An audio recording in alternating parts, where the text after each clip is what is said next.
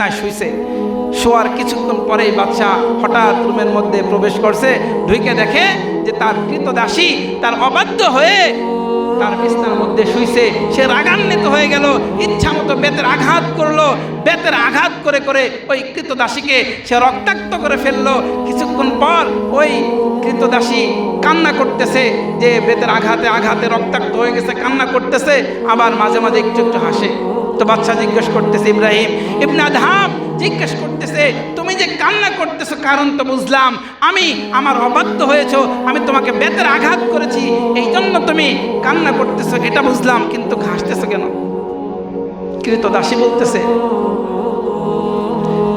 বলতেছে যেই বিছনায় 5 মিনিট ঘুমায় 2-4 মিনিট আমি শুয়েছিলাম, আপনার অবাধ্য হয়ে 2-4 মিনিট আমি শুয়েছিলাম, আপনি আমাকে বেতের আঘাত করলেন। আর আপনি যেই আল্লাহর অবাধ্য হয়ে এই বিছনার পর আপনি বছরের পর বছর ফজরের নামাজ না পড়ে শুয়ে আছেন, ওই আল্লাহ কত বেতের আঘাত আপনাকে করতে পারে? একবার অবাধ্য হয়ে শুইলাম, এত বেতের আঘাত করলেন, এত শাস্তি দিলেন। যেই আল্লাহর অবাধ্য আপনি প্রতিদিন হচ্ছেন, সেই আল্লাহ আমার চেয়েও, আপনি আমার পরে যেরকম ক্ষমতা রাখেন, আপনার চেয়েও বেশি ক্ষমতা রাখে আপনার সৃষ্টিকর্তা। ওই আল্লাহর অবাধ্য তো প্রতিদিন হচ্ছেন, প্রতিদিন ফজরের নামাজ কামাই দিচ্ছেন, নামাজ পড়তেছেন না, তাহলে ওই আল্লাহ কত শাস্তি আপনাকে দিতে পারে? একটা চিৎকার দিল, তার ক্ষমতা, তার বাদশাহী সব ছেড়ে দিয়ে জঙ্গলে গিয়ে সে ইবাদত শুরু করে দিল। এভাবেই নিজের জীবনকে অতিক্রম করে ফেললো। তাহলে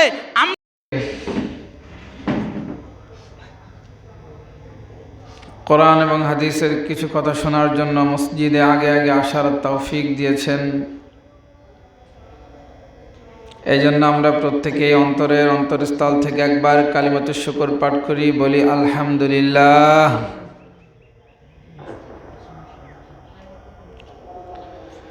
গত সপ্তাহে আলোচনা করতেছিলাম সূরাতুল হুমাযা সম্পর্কে। বিস্তারিত আলোচনা করেছিলাম, সারসংক্ষেপ একটু মনে রাখার জন্য যদি বলি, এই সূরার মধ্যে আল্লাহ পাক রব্বুল আলামিন সর্বপ্রথমে বলেছেন ওয়াইলুল লিকুল্লি হুমাযাতিল লুমাযা, যে ধ্বংস তাদের জন্য, বড় দুঃখ, বড় বিপদ। আল্লাযী জামা মালাও আদ্দাদা, যারা সম্পদ উপার্জন করে এটা বারবার গণনা করে। ইয়াহসাবু আন্না মালাহু আখলাদা, আর এই ধারণা করে যে এই আমার এই অর্থ সম্পদ এটা আমাকে চির অমর করে রাখবে। ইয়াহসাবু আন্না মালাহু আখলাদা। আল্লাহ পাক বলেন কাল্লা লা ইউমবাযান্না ফিল হুতামা, কখনো নয়।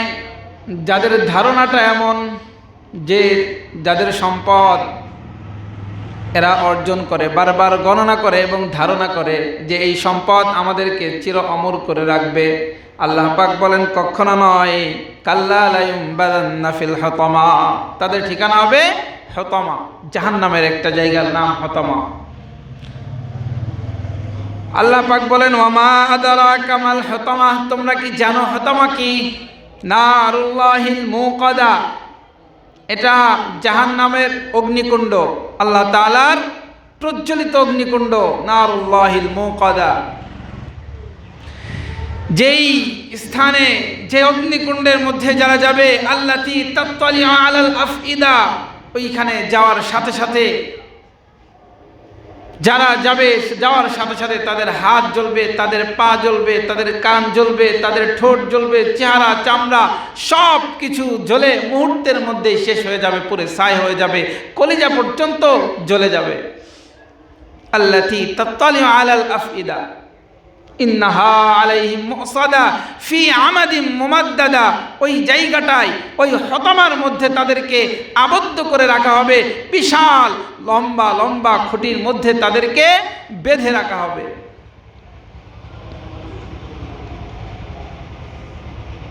ভয়াবহ একটি জায়গার নাম হুতামা।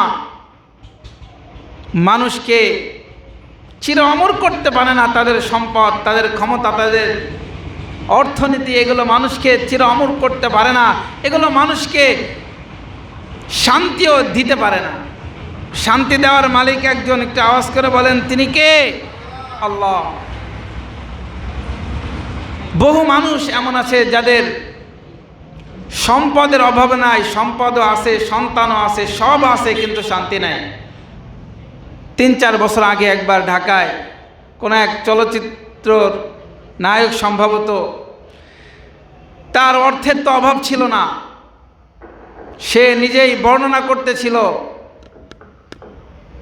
যে আমার তো গাড়ি বাড়ি সব কিছু আছে, কিন্তু আমার মধ্যে শান্তি নেই। আমি যে 1 কাপ চা খাবো, বাসার মধ্যে কাজের লোক ছাড়া আর কেউ নাই, কারণ সন্তানরা, তাদের তো টাকার অভাব নাই, তাদের এত টাকা যে বাংলাদেশে থাকতে চায় না, তারা বাইরে থাকে। তো আমার কাছে কেউ নাই। দুঃখ এবং যন্ত্রণার কারণে সে নিজেই আত্মহত্যা করেছিল।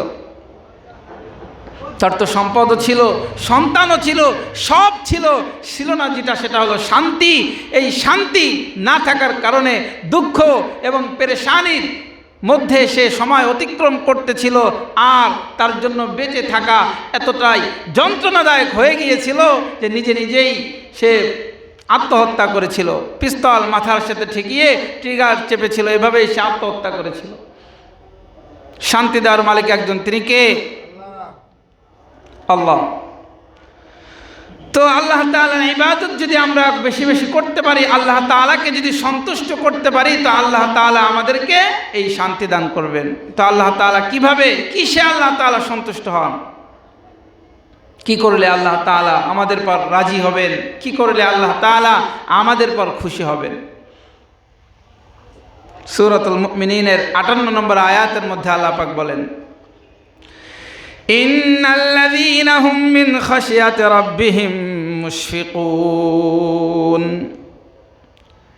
ওয়াল্লাযীনা হুম বিরাব্বিহিম ইউমিনুন والذين هم بآيات ربهم مؤمنون والذين هم بربهم لا يشركون। আল্লাহ পাক রব্বুল আলামিন এই সূরার এই আয়াতের মধ্যে বলতেছেন যে ইন্নাল্লাযীনা হুম মিন খাশিয়াতি রাব্বিহিম মুশফিকুন।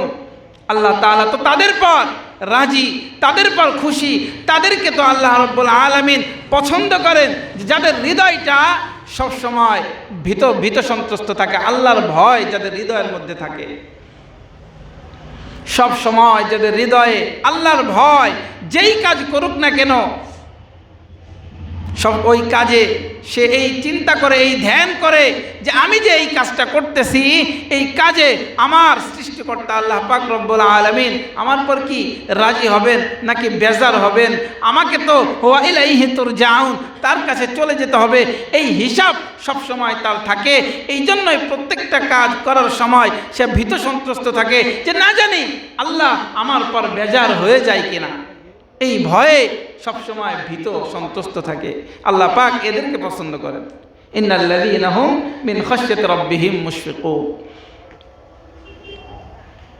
জগতের সব কাজ করার সময় তার এই ভয় যে যদি আল্লাহ পাক আমার পর বেজার হয়ে যান তাহলে আমার তো কোনো উপায় থাকবে না। যখন মানুষের মধ্যে এই ভয়টা কাজ করবে, তখন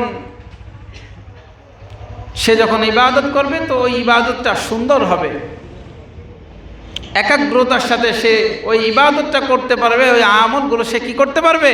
সুন্দরভাবে করতে পারবে। তো আল্লাহকে, যিনি আমাদেরকে শান্তি দিবেন, সে আল্লাহকে সন্তুষ্ট করার জন্য আমাদের তো আমলের বিকল্প কোনো ব্যবস্থা নাই। আমল তো পর্যায়ক্রমে বাড়াইতেই হবে, আমল করতেই হবে। অল্প আমল বেশি নেকি আল্লাহ তাআলা আমাদেরকে দিবেন। কেউ যদি শুধুমাত্র প্রত্যেক নামাজের পর 30 বার পড়ে লা ইলাহা ইল্লাল্লাহু ওয়াহদাহু লা শারীকা লাহু লাহুল মুলকু ওয়া লাহুল হামদু ওয়া হুয়া আলা কুল্লি শাইইন কাদির, প্রত্যেক নামাজের পর 30 বার পড়বে, 5 ওয়াক্ত নামাজের পর 150 বার, 5 ওয়াক্ত নামাজে 150 বার হবে। রাসূল বলতেছেন সে 150 বার যে পড়লো মিজানের পাল্লায় 1500 বার উঠে যাবে। বলেন না সুবহানাল্লাহ। অল্পতে আল্লাহ তাআলা আমাদেরকে বেশি দেবেন। কি পড়তে হবে? লা ইলাহা ইল্লাল্লাহ ওয়াহদাহু লা শারীকা লাহু লাহুল মুলকু ওয়া লাহুল হামদু ওয়া হুয়া আলা কুল্লি শাইইন কাদির।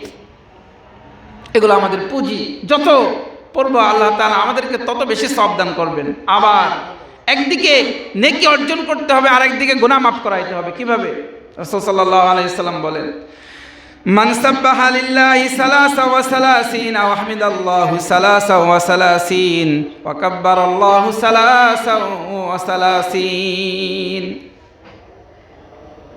33 বার কি সুবহানাল্লাহ, 33 বার আলহামদুলিল্লাহ, 33 বার আল্লাহু আকবার, ফাতিলকা 99, এই হলো কতবার? 99 বার। قال تمام المئة لا إله إلا الله وحده لا شريك له له الملك وله الحمد وهو على كل شيء قدير। 100 বার পূরণ করার জন্য যদি কেউ এটা পড়ে, লা ইলাহা ইল্লাল্লাহু ওয়াহদাহু লা শারীকা লাহু লাহুল মুলকু ওয়া লাহুল হামদু ওয়া হুয়া আলা কুল্লি শাইইন কাদির। আল্লাহর নবী বলেন, গফিরাত খতায়াহু ওয়া ইন কানাত মিসলা যাবাতিল বাহর। কেউ যদি এই আমলটা করতে থাকে তাহলে তার গুনাহ, তার অপরাধ যদি সমুদ্রের ফেনা পরিমাণও থাকে, তাহলে সব গুনাহ আল্লাহ পাক মাফ করে দিবেন। বলেন না সুবহানাল্লাহ। তাহলে এটা কি? একদিকে নেকি অর্জন করা যাবে, আর একদিকে আমাদের গুনাহগুলো, আমাদের পাপ সমূহ আল্লাহ তাআলা থেকে মাফ নেওয়া যাবে। আল্লাহ সব মাফ করে দিবেন, যত অপরাধ যত গুনাহ থাকুক না কেন মাফ করে দিবেন। তাহলে এই আমলটা কি করতে হবে? প্রতিদিন এই আমলটা করতে হবে। 5 ওয়াক্ত নামাজের পর 33 বার সুবহানাল্লাহ, 33 বার আলহামদুলিল্লাহ, 33 বার আল্লাহু আকবার। আর 100 বার পূরণ করার জন্য কি বলবো? লা ইলাহা ইল্লাল্লাহ ওয়াহদাহু লা শারীকা লাহু লাহুল মুলকু ওয়া লাহুল হামদু ওয়া হুয়া আলা কুল্লি শাইইন কাদির। তাহলে দুইটা গেল, একটা হলো নেকি অর্জন করতে পারলাম, আর একটা হলো গুনাহ মাফ করাইতে পারলাম এই দুইটা আমলের দ্বারা। আর একটা হলো নিজেদের ইচ্ছাগুলো, নিজেদের স্বপ্নগুলো কিভাবে পূরণ করব, গত সপ্তাহে বলেছিলাম। কেউ যদি এটা পড়তে থাকে, সুবহানাল্লাহ ওয়ালহামদুলিল্লাহ ওয়ালা ইলাহা ইল্লাল্লাহু আল্লাহু আকবার, কেউ যদি এটা পড়তে থাকে, কোনো স্বপ্ন যদি কোনো ব্যক্তির থাকে, নবী বলেন আমার উম্মতের কোনো ইচ্ছা জাগ্রত হয়েছে, সে তার ওই ইচ্ছাটা পূরণ করতে চায়। আমার উম্মতের যদি কোনো স্বপ্ন থাকে, সে যদি ওই স্বপ্ন পূরণ করতে চায়, সে স্বপ্ন পূরণ করার জন্য ওই স্বপ্নটা সে ধ্যান খেয়াল থাকবে, ওই স্বপ্ন পূরণের জন্য আল্লাহর কাছে দোয়া করতে থাকবে, আর এই আমলটা করতে থাকবে, আর বলতে থাকবে সুবহানাল্লাহ ওয়ালহামদুলিল্লাহ ওয়ালা ইলাহা ইল্লাল্লাহু আল্লাহু আকবার। এই আমলটা করতে থাকবে, করতে আল্লাহ তাআলা তার ওই স্বপ্ন পূরণ করে দিবেন। বলেন না সুবহানাল্লাহ। তাহলে কি পাইলাম? একদিকে নেকির পাহাড় অর্জন করতে পারলাম, আর একদিকে গুনাহ মাফ করাইতে পারলাম, আর এক আমল দ্বারা নিজেদের স্বপ্নগুলো বাস্তবায়ন করতে পারলাম। সব কিছু পেয়ে গেলাম 3টে আমলের মাধ্যমে। আল্লাহ পাক রব্বুল আলামিন আমাদেরকে এই 3টি আমল সবসময় করার তৌফিক দান করেন, বলে আমিন। আর ফজরের সময় আমরা পড়ি না, আল্লাহুম্মা আজরিনি মিনান নার, কয়বার পড়ি? 7 বার। কেউ যদি 7 বার পড়ে তাহলে কি হবে?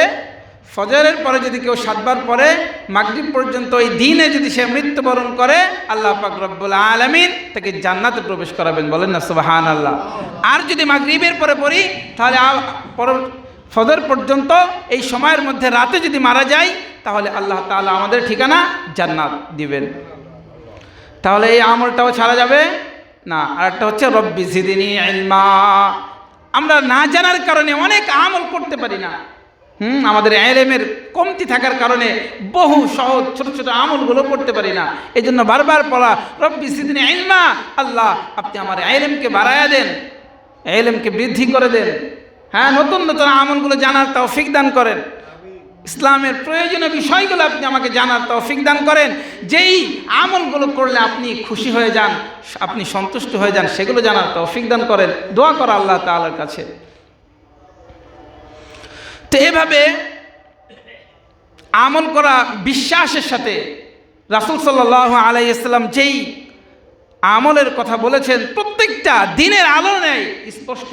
যেইগুলো আমরা চোখে দেখি, চোখে দেখা বিষয়গুলো যদিও আমরা অবিশ্বাস করি, কিন্তু রাসূলের একটা কথাও কখনো অবিশ্বাসযোগ্য না, সবগুলো দিনের আলোর মতো স্পষ্ট। এই জন্যই তো হযরতে রাসূল সাল্লাল্লাহু আলাইহি ওয়াসাল্লাম একজন বিশিষ্ট সাহাবী সালামা রাদিয়াল্লাহু তাআলা আনহু, সালামা রাদিয়াল্লাহু তাআলা আনহুর বাবা উম্মে সালামা নামে পরিচিত, ওনার মা উম্মে সালামা নামে পরিচিত। আবু সালামা এবং উম্মে সালামা। উম্মে সালামা মানে সালামার মা, আবু সালামা মানে কি সালামার পিতা। তো রাসূল সাল্লাল্লাহু আলাইহি ওয়াসাল্লাম মক্কা থেকে হিজরত করলেন মদিনার পথে। হিজরত করার ৩-৪ দিন পরেই, এরা আগে থেকেই মুসলমান হয়েছে দুইজন।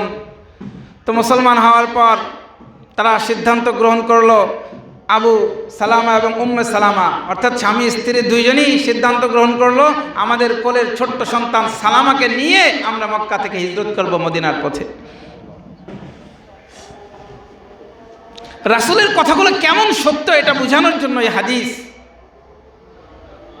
তো হিজরত করলেন, রাতেই হিজরত করলেন। পরের দিন তাদের ফ্যামিলি, তাদের পরিবার তারা জানতে পারলো, সালামার বাবার বাড়ির লোকজন এবং মামার বাড়ির লোকজন তারা সবাই জানতে পারলো যে এরা মক্কা থেকে মদিনার পথে হিজরত করেছে। তাদেরকে পাকড়াও করার জন্য, তাদেরকে ধরার জন্য তারা ছুটলো। ছুটতে ছুটতে ছুটতে ছুটতে মেয়ে উম্মে সালামা অর্থাৎ সালামার মাকে তারা ধরে ফেললো। আর পুরুষ মানুষ সালামার বাবা, সে তো একটু আগে চলে গেছে, ধরতে পারেনি। তো ধরার পর এবার ছোট্ট বাচ্চা, কোলের বাচ্চা সালামা রাদিয়াল্লাহু তাআলা আনহু, তাকে নিয়ে কারাকারি শুরু করছে তার দুই পরিবার। হ্যাঁ, তার দাদার বাড়ির লোক এবং নানার বাড়ির লোক দুইজনেই কারাকারি শুরু করছে। পর্যায়ক্রমে সে আহত হয়ে গেছে, ক্ষতবিক্ষত। এই অবস্থায় তার নানার বাড়ির লোক তাকে ছেড়ে দিল, অর্থাৎ বাবার বাড়ির লোক যারা তাদেরকে ধরতে গেছিল তারা ধরে ফেললো এবং তাদের কাছেই রেখে দিল সালামা রাদিয়াল্লাহু তাআলা আনহুকে এবং তার মা উম্মে সালামাকে তারা রেখে দিল। দীর্ঘ 1 বছর অতিবাহিত হয়ে যায়। যেই জায়গায় উম্মে সালামা রাদিয়াল্লাহু তাআলা আনহা তার স্বামীকে হারিয়েছিল, প্রতিদিন সকাল বেলায় সেই জায়গায় যায় যে দেখি আমার স্বামী আমার কাছে আসে কিনা। সে বড় দুশ্চিন্তা, বড় পেরেশান যে আজ তো আমার স্বামী আমার কাছে নাই, আমার এই ছোট্ট বাচ্চা তার বাবা কাছে নাই। কত দুঃখ এবং কত পেরেশানির মধ্যে দিয়ে সময় অতিক্রম করতেছিল। তার শরীরটাও হালকা হয়ে যাইতেছিল। সে সময় যাইতেছে পর্যায়ক্রমে সে অসুস্থ হয়ে যাইতেছে তার স্বামীর চিন্তায়। এটা যখন যারা তাদেরকে ধরছে, তার শ্বশুরবাড়ির লোক, তারা যখন বুঝলো যে একে আর রাখা যাবে না, তাহলে আরো বেশি অসুস্থ হয়ে যাবে, মারা যেতে পারে, দীর্ঘ 1 বছর পর তাকে ছেড়ে দিয়েছে যে যাও তুমি তোমার স্বামীর খোঁজে মদিনার পথে যাও। মদিনার পথে যাইতেছে, অনেক কষ্ট করে নিজের সন্তান সালামা রাদিয়াল্লাহু তাআলা আনহুকে নিয়ে মদিনার পথে রওনা। মদিনায় যাওয়ার পর আর স্বামীকে খুঁজে পাইতেছে না। খবর পেল যে আবু সালামা যুদ্ধে গেছে। আল্লাহর রাসূল সাল্লাল্লাহু আলাইহি ওয়াসাল্লাম তাকে যুদ্ধে প্রেরণ করেছেন, অপেক্ষায় আছে কখন জানি আমার স্বামী আমার কাছে আসে, আমার এই ছোট্ট সন্তান আবু সালামার বাবা কখন জানি আমার কাছে আসে। অপেক্ষা করতেছে হঠাৎ একদিন যুদ্ধ থেকে ফিরছে, কিন্তু সুস্থ অবস্থায় না, এমন একটা অবস্থায় সে ফিরছে যে কিছুক্ষণ আর বেঁচে থাকবে। তার শরীর রক্তাক্ত অবস্থায় যুদ্ধ থেকে আহত হয়ে সে তার স্ত্রীর কাছে উম্মে সালামার কাছে ফিরল। এমন অসুস্থ, কথাও বলতে পারতেছে না, আর বেশিক্ষণ বাঁচবে না, হয়তোবা মারা যাবে। এমন অবস্থায় স্ত্রী এবং ছোট সন্তান, তাদের তো কোনো আত্মীয় স্বজন নাই, সব কিছু ছেড়ে দিয়ে মক্কা থেকে মদিনার পথে চলে আসছে। তার তো কিছু নাই, কেউ নাই। এই অবস্থায় আমি কি তাকে দিতে পারবো? আমার তো কোনো সম্পদ নাই, গাড়ি বাড়ি কিচ্ছু নাই, আমি আমার এই ছোট্ট সন্তানের জন্য কি রেখে যাব? বড় চিন্তা করতেছে। আমাদের যদি গাড়ি বাড়ি থাকে, জায়গা জমি দলিল টলিল করে দিয়ে যদি বোঝে যে জানে যে আমি 2-1 দিন পরে মারা যাব, ফাঁসি হবে, তাহলে তো সে যা কিছু থাকে সব স্ত্রীকে ছেলে সন্তানকে দিয়ে তারপরে যায়। তো তিনি এই অবস্থায় কি দেবে? আল্লাহ রাসূল সাল্লাল্লাহু আলাইহি ওয়াসাল্লামের সাহাবী আবু সালামা রাদিয়াল্লাহু তাআলা আনহু সে তার স্ত্রীর জন্য আর সন্তানের জন্য কি রেখে যাবে? কিচ্ছুই তো নাই। এই অবস্থায় তার মনে পড়ল রাসূল একটা দোয়া তাকে শিখিয়েছিলেন, আর রাসূল তাকে বলে দিয়েছিলেন, তোমার যখন কোনো বিপদের মধ্যে পড়বা, বড় কঠিন অবস্থায়, বড় মুসিবতের মধ্যে যখন পড়বা, তখন তুমি আল্লাহর কাছে এই দোয়া করবা, আল্লাহুম্মা আজুরনি ফি মুসিবাতি ওয়া খলুফনি খায়রাম মিনহা। এই দোয়াটা শিখাইলেন যে আল্লাহর কাছে তার স্ত্রীকে আবু সালামা, উম্মে সালামা রাদিয়াল্লাহু তাআলা আনহাকে বলতেছে, তুমি আল্লাহর কাছে এই দোয়া করো, কারণ আমি তো হয়তোবা আর বেঁচে থাকতে পারবো না, আমি তো ক্ষতবিক্ষত যুদ্ধ থেকে আসছি, আমার হায়াত মনে হয় শেষের দিকে, আমি তো তোমাকে কিছুই দিতে পারলাম না, তবে এই দোয়াটা তোমাকে শিখাইলাম, তুমি আল্লাহর কাছে দোয়া করো আর বলতে থাকো, আল্লাহুম্মা আজরিনি ফি মুসিবাতি, আল্লাহ এই মুসিবতের মধ্যে আমি যেটা হারিয়েছি, ওয়াখলুফনি খায়রাম মিনহা, তার চেয়ে উত্তম কিছু তুমি আমাকে দাও। কি বিশাল মহৎ এক দোয়া শিখায় দিলেন যে উত্তম কিছু আমাকে দাও। এই মুসিবতের মধ্যে উম্মে সালামা রাদিয়াল্লাহু তাআলা আনহা কি হারাইলেন তো নিজের স্বামী আবু সালামাকে হারাইলেন, দোয়া শিখায় দিয়েছে তার চেয়ে উত্তম কিছু আমাকে দাও আল্লাহ। তো আল্লাহ উত্তমটা কিভাবে দিলেন এবার দেখেন। যেহেতু রাসূল বলেছেন সেহেতু সত্য তো হবেই, রাসূলের কোনো কথা কি মিথ্যা? যে অবিশ্বাস করবে সে মুসলমান না, কাফের। এত বড় একজন সাহাবী নিজের স্বামীকে হারাইলেন আর আল্লাহর কাছে দোয়া চাইতেছে, আল্লাহুম্মা আজুরনি ফি মুসিবাতি, এই মুসিবতের মধ্যে আল্লাহ আমি যা হারাইছি, ওয়াখলুফনি খায়রাম মিনহা, তার যে উত্তমটা আল্লাহ আপনি আমাকে দেন। এই দোয়াটা উম্মে সালামা রাদিয়াল্লাহু তাআলা আনহা পড়তেই আছে আল্লাহর কাছে, এই দোয়া করতেই আছে। আল্লাহ পাক রব্বুল আলামিন দোয়াটা কিভাবে পূরণ করলেন? কিছুদিন পর হযরত ওমর ফারুক রাদিয়াল্লাহু তাআলা আনহু এই উম্মে সালামা রাদিয়াল্লাহু তাআলা আনহাকে বিবাহের প্রস্তাব দিলেন। আর উম্মে সালামা রাদিয়াল্লাহু তাআলা আনহা বলতেছে, ওমর ফারুক রাদিয়াল্লাহু তাআলা আনহু বিবাহের প্রস্তাব দিয়েছে, নিঃসন্দেহে সে একজন বড় সাহাবী, 2 নম্বর সাহাবী, আশরায়ে মুবাশশারাদের মধ্যে একজন, নিশ্চিত জান্নাতি। আমি জানি সে অনেক ভালো, কিন্তু এটা তো আমার জানা নাই যে স্বামী হিসেবে আমার স্বামী আবু সালামার চাইতে ভালো হবে কিনা, এটা তো আমার জানা নাই। স্বামী হিসেবে আমার আবু সালামার চেয়ে ভালো হবে কিনা এটা তো আমার জানা নাই, এমনি তো সে ভালো জান্নাতি এটা জানি। এখনো তার মনে সন্দেহ দূর হয় নাই। আবার পড়া শুরু করছে, আল্লাহুম্মা আজুরনি ফি মুসিবাতি ওয়াখলুফনি খায়রাম মিনহা, আল্লাহ এর চেয়েও ভালো কিছু আপনি আমাকে দেন। তো কিছুদিন পর আবার সিদ্দিক আকবর হযরতে আবু বকর রাদিয়াল্লাহু তাআলা আনহু সে প্রস্তাব দিছে, বিবাহের প্রস্তাব দিল উম্মে সালামা রাদিয়াল্লাহু তাআলা আনহাকে। তখন উম্মে সালামা রাদিয়াল্লাহু তাআলা আনহা বলতেছে, নিঃসন্দেহে সে 1 নম্বর সাহাবী, সে 1 নম্বর সাহাবী এটা আমি জানি, কিন্তু স্বামী হিসেবে আমার আবু সালামার চেয়েও ভালো হবে কিনা এটা তো আমার জানা নাই। এখনও তার মনে সন্দেহ যে আল্লাহর রাসূল যে বলেছেন ওয়াখলুফনি খায়রাম মিনহা, যে এর চেয়েও ভালোটা যে আল্লাহ আমাকে দিবেন, যেই দোয়া আমাকে শিখিয়েছেন, এই মুসিবতের মধ্যে যা হারাইছি তার চেয়ে ভালো নিঃসন্দেহে আমাকে দিবেন।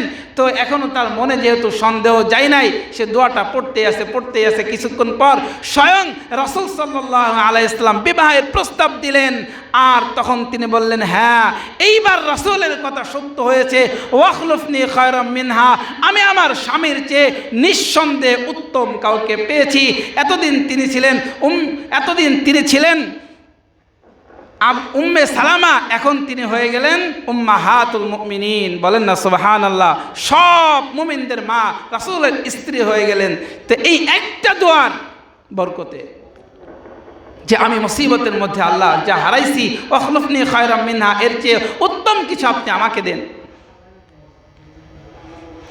এটা রাসূল শিখিয়েছেন। শুধু তো তার জন্য বিষয়টা এমন না, কিয়ামত পর্যন্ত যত উম্মত আসবে সব উম্মত সেই বিশ্বাসের সাথে, ইয়াকিনের সাথে, সেই মহাব্বত নিয়ে যদি এই দোয়াটা পড়তে থাকে, কোনো মুসিবতের মধ্যে কোনো কিছু হারানোর পর সে যদি এই দোয়াটা পড়ে, তো নিঃসন্দেহে আল্লাহ পাক রব্বুল আলামিন ওই ব্যক্তিকে যেটা হারাইছে তার চেয়েও বেশি দেবে। আমরা যদি কোনো কিছু হারাই, আমরা আমার বাবাকে হারালাম, যেই বাবা যখন বিপদে পড়তাম বিপদ থেকে বাঁচাইতো, কোনো যখন প্রয়োজন হইতো সব প্রয়োজনগুলো বাবা পূরণ করে দিত। বাবার মৃত্যুর পর কান্নাকাটি না করে আল্লাহর কাছে দোয়া যদি করি, আল্লাহুম্মা আজুরনি ফি মুসিবাতি ওয়াখলুফনি খায়রাম মিনহা, আল্লাহ আমি তো আমার বাবাকে হারাইলাম, উত্তম কিছু দেন, তখন দেখবেন পরবর্তীতে আপনার সঙ্গ এমন কেউ আসবে যে আপনার বাবা যেইভাবে আপনার প্রয়োজন পুরা করত, পরবর্তীতে আল্লাহর কাছে দোয়া করার পরে যেই ব্যক্তি আপনার কাছে আসবে, যা বা এমন কোনো ব্যক্তি আপনার সঙ্গ দিবে যেই ব্যক্তি বাবার চেয়েও বেশি আপনার প্রয়োজন পুরা করবে, বাবার চেয়েও বেশি আপনাকে সাহায্য করবে, শুধুমাত্র দোয়াটা করা বাকি। কোনো কারণে ব্যবসা হারাইলেন, চাকরি হারাইলেন, ওই সময়ও যদি এই দোয়াটা পড়েন তো আল্লাহ তাআলা উত্তম চাকরি দেবেন, উত্তম ব্যবসা দেবেন, উত্তম কোনো পন্থা বের করে দেবেন, সম্মানজনক রিজিকের ব্যবস্থা করে দিবেন। সব মুসিবতের মধ্যে কি পড়ব? আল্লাহুম্মা আজুরনি ফি মুসিবাতি ওয়াখলুফনি খায়রাম মিনহা। এই দোয়াটা পেরেশানির মধ্যে আছেন, কিছু হারায়া ফেলছেন, তখন সাথে সাথে নামাজ, ইবাদত, আল্লাহর স্মরণ বাদ দিয়ে ভিন্ন দিকে যাবেন না, তখন আল্লাহকে বেশি বেশি স্মরণ করবেন আর দোয়া করতে থাকবেন, ওয়াখলুফনি খায়রাম মিনহা, আল্লাহর চেয়েও উত্তমটা আপনি আমাকে দান করেন। তো আল্লাহর স্মরণ থেকে গাফিল হওয়া যাবে না, নিজেরাও আল্লাহকে স্মরণ করতে হবে এবং অন্যান্য যারা ইবাদত করে না, আল্লাহ থেকে ভিন্নমুখী হয়ে যারা আছে তাদেরকেও আল্লাহ তাআলার কথা স্মরণ করায় দেওয়া। আপনি যদি কোনো না কোনোভাবে মানুষকে দাওয়াত দেন, দ্বীনের দাওয়াত দেন, আল্লাহর কথা স্মরণ করায় দেন, আর ওই ব্যক্তি যদি সে আবার আল্লাহর পথে চলে আসে, আপনার একটা কথা বলার কারণে, আপনার 2-4-10 মিনিট সময় ব্যয় করার কারণে, একটু বুঝানোর কারণে যদি কোনো না কোনো ক্রমে আল্লাহর পথে, দ্বীনের পথে চলে আসে, মৃত্যু পর্যন্ত সে যত নেকি অর্জন করবে তার একটা সওয়াব আল্লাহ পাক আপনার আমল নামে দিবেন। বলেন না সুবহানাল্লাহ। এভাবে একজন বাদশাহ ইব্রাহিম ইবনে আদহাম, এই ইব্রাহিম ইবনে আদহাম বলখের বাদশা ছিল। সে রাজত্ব পরিচালনা করতে অনেক বড় বাদশা ছিল। সে যে এত বড় বাদশা, তার ঘুমানোর যেই জায়গাটা, যেই খাট, যেই পালং, এটা অনেক এত সুন্দর সবসময় রাখতো যে এই জন্য একজন কৃত দাসীকে তার রুমের জন্য দায়িত্ব দিত যে আমার এই রুমটা, আমার এই খাট পালং সব কিছু তুমি সুন্দর করে পরিষ্কার করে রাখবা, আমার এই নরম বিছানাটা প্রতিদিন তুমি ঝাড়ু দিয়ে রাখবা, সুন্দর রাখবা, কোনো ময়লা যেন না থাকে। একজন কৃত দাসীর দায়িত্ব ছিল এটা। ইব্রাহিম ইবনে আদহাম একজন বড় বাদশাহ। এবার একজন কৃত দাসীকে সে যে তার বিছানার দায়িত্ব দিল, সেই কৃতদাসী সে মনে করলো আজকে যেহেতু বাদশা নাই, আমি এই যেই বিছনা প্রতিদিন ঝাড়ি, যেই বিছনা প্রতিদিন পরিষ্কার করি, বাদশার বিছনা এত নরম, একটু শুয়ে দেখি কেমন লাগে, একটু আমি এখানে শুয়ে দেখি যে কিভাবে, কেমন আনন্দ লাগে, কেমন মজা লাগে, একটু শুয়ে দেখি কেমন লাগে। তো যেহেতু বাদশা রুমে নাই, বাদশার অনগোচরে তার অবাধ্য হয়ে একটু অল্প সময়ের জন্য সেই বিছনায় শুইছে। শোয়ার কিছুক্ষণ পরেই বাদশা হঠাৎ রুমের মধ্যে প্রবেশ করছে, ঢুকে দেখে যে তার কৃতদাসী তার অবাধ্য হয়ে তার বিছনার মধ্যে শুইছে। সে রাগান্বিত হয়ে গেল, ইচ্ছা মতো বেতের আঘাত করলো, বেতের আঘাত করে করে ওই কৃতদাসীকে সে রক্তাক্ত করে ফেললো। কিছুক্ষণ পর ওই কৃতদাসী কান্না করতেছে যে বেতের আঘাতে আঘাতে রক্তাক্ত হয়ে গেছে, কান্না করতেছে, আবার মাঝে মাঝে একটু একটু হাসে। তো বাদশা জিজ্ঞেস করতেছে, ইব্রাহিম ইবনে আদহাম জিজ্ঞেস করতেছে, তুমি যে কান্না করতেছো কারণ তো বুঝলাম, আমার অবাধ্য হয়েছো, আমি তোমাকে বেতের আঘাত করেছি, এই জন্য তুমি কান্না করতেছো, এটা বুঝলাম, কিন্তু হাসতেছো কেন? কৃতদাসী বলতেছে, কৃতদাসী বলতেছে, যেই বিছনায় 5 মিনিট ঘুমায় 2-4 মিনিট আমি শুয়েছিলাম, আপনার অবাধ্য হয়ে 2-4 মিনিট আমি শুয়েছিলাম, আপনি আমাকে বেতের আঘাত করলেন। আর আপনি যেই আল্লাহর অবাধ্য হয়ে এই বিছনার পর আপনি বছরের পর বছর ফজরের নামাজ না পড়ে শুয়ে আছেন, ওই আল্লাহ কত বেতের আঘাত আপনাকে করতে পারে। একবার অবাধ্য হয়ে শুইলাম, এত বেতের আঘাত করলেন, এত শাস্তি দিলেন। যেই আল্লাহর অবাধ্য আপনি প্রতিদিন হচ্ছেন, সেই আল্লাহ আমার চেয়েও, আপনি আমার পর যেরকম ক্ষমতা রাখেন, আপনার চেয়েও বেশি ক্ষমতা রাখে আপনার সৃষ্টিকর্তা। ওই আল্লাহর অবাধ্য তো প্রতিদিন হচ্ছেন, প্রতিদিন ফজরের নামাজ কামাই দিচ্ছেন, নামাজ পড়তেছেন না, তাহলে ওই আল্লাহ কত শাস্তি আপনাকে দিতে পারে। যে একটা চিৎকার দিল, তার ক্ষমতা, তার বাদশাহী সব ছেড়ে দিয়ে জঙ্গলে গিয়ে সে ইবাদত শুরু করে দিল, এভাবেই নিজের জীবনকে অতিক্রম করে ফেললো।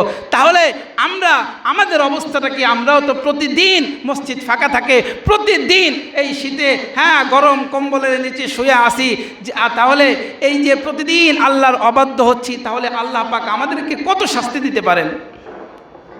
মাও ঘুমায়, বাবাও ঘুমায়, ফজরের নামাজ পড়ে ছেলে সন্তান সব ঘুমাইতেছে, তাহলে আল্লাহ পাক রব্বুল আলামিন এক ওয়াক্ত ফজর না পড়ার কারণে কত শাস্তি আমাদেরকে দিতে পারে। এই জন্য ওই আল্লাহকে ভয় করা, এই ভয় যারা করবে, ইন্নাল্লাযীনা হুম মিন খাশিয়াতি রাব্বিহিম মুশফিকুন, এদেরকেই আল্লাহ পাক পছন্দ করবেন, ভালোবাসবেন। ভয় যদি থাকে, ফজরের ওই গরম কম্বল ছেড়ে মসজিদে আসা, নামাজ আদায় করা, এটা সহজ যদি ভয় থাকে। আল্লাহ তাআলা আল্লাহর ভয় নিয়ে আমাদেরকে প্রত্যেকটা ইবাদত করার তৌফিক দান করেন। আল্লাহ পাক রব্বুল আলামিন আমাদেরকে প্রতিদিন ফজরের নামাজ সহ 5 ওয়াক্ত নামাজ মসজিদে এসে পড়ার তৌফিক দান করেন। আমিন। ওয়া আখিরু দাওয়ানা আলহামদুলিল্লাহি রাব্বিল আলামিন। যারা সুন্নাত পড়েনি, ক্বাবলা জুমা 4 রাকাত সুন্নাত পড়ে নেই।